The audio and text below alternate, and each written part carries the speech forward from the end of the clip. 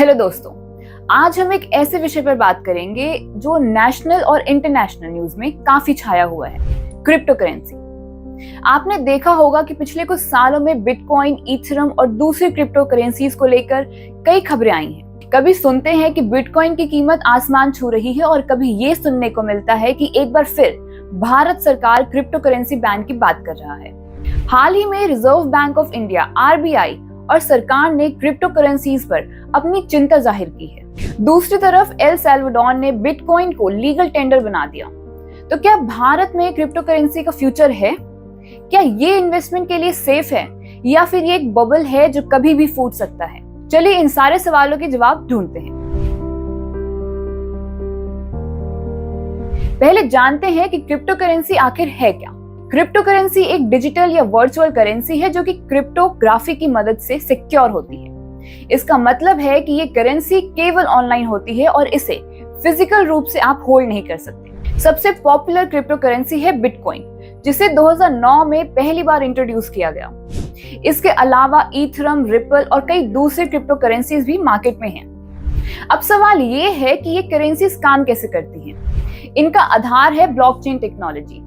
इसे हम एक डिजिटल लेजर समझ सकते हैं जिसमें हर ट्रांजैक्शन का रिकॉर्ड होता है। ये लेजर डिसेंट्रलाइज्ड होता है, यानी कोई सेंट्रल अथॉरिटी इसे कंट्रोल नहीं करती। जैसे कि अगर आप बिटकॉइन ट्रांसफर करते हैं तो ये ट्रांजैक्शन एक ब्लॉकचेन में रिकॉर्ड हो जाता है और इसे दुनिया भर के कंप्यूटर से वेरीफाई किया जाता है। ब्लॉकचेन की खास बात यह है कि ये बहुत सिक्योर होती है। इसमें डेटा को मैनिपुलेट करना लगभग इम्पॉसिबल है, इसलिए इसे बहुत रिलायबल माना जाता है।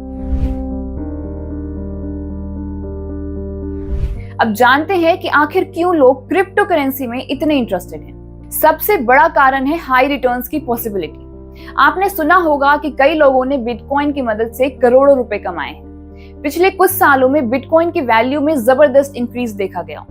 2010 में एक बिटकॉइन की कीमत कुछ सेंट्स थी और 2021 में ये $60,000 तक पहुंच गई। क्रिप्टो करेंसीज डिसेंट्रलाइज्ड होती हैं। इसका मतलब है कि ये किसी सेंट्रल बैंक या गवर्नमेंट के कंट्रोल में नहीं होती। इस डिसेंट्रलाइजेशन ने लोगों को अपनी वेल्थ को कंट्रोल करने का एक नया तरीका दिया है। क्रिप्टो करेंसीज का एक और फायदा है कि आप इसे दुनिया में कहीं भी भेज सकते हैं। ट्रेडिशनल बैंकिंग सिस्टम की तुलना में क्रिप्टो ट्रांजैक्शन फास्ट और कंपैरेटिवली लो कॉस्ट होती है।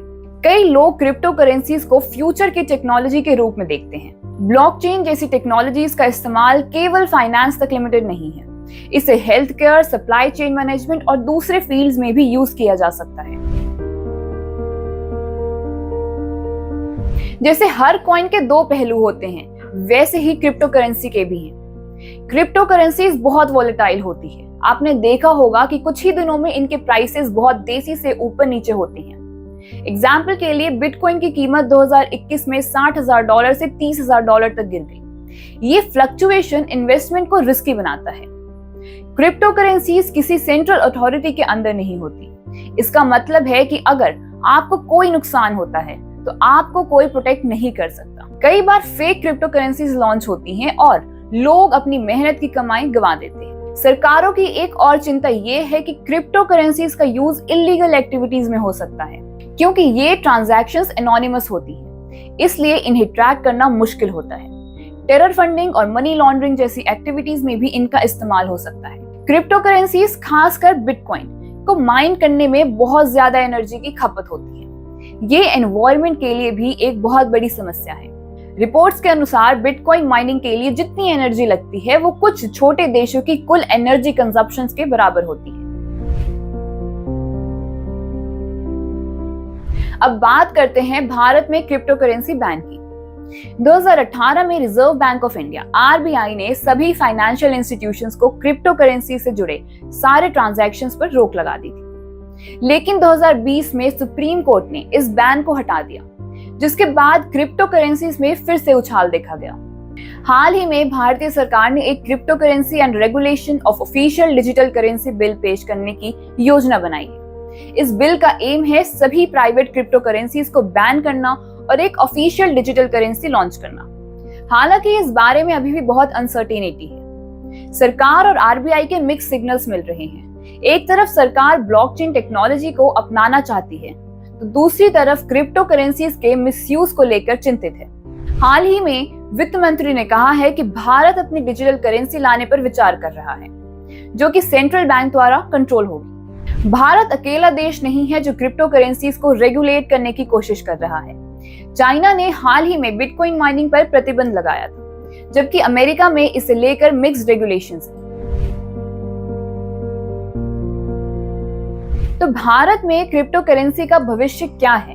अगर भारतीय सरकार अपनी खुद की डिजिटल करेंसी लॉन्च करती है तो ये क्रिप्टो करेंसी मार्केट को अफेक्ट कर सकती है। ये करेंसी सेंट्रल बैंक द्वारा रेगुलेटेड होगी, जो सिक्योरिटी और स्टेबिलिटी देती है। एक्सपर्ट्स मानते हैं कि पूरी तरह से बैन लगाने के बजाय सरकार को बैलेंस रेगुलेशन लानी चाहिए।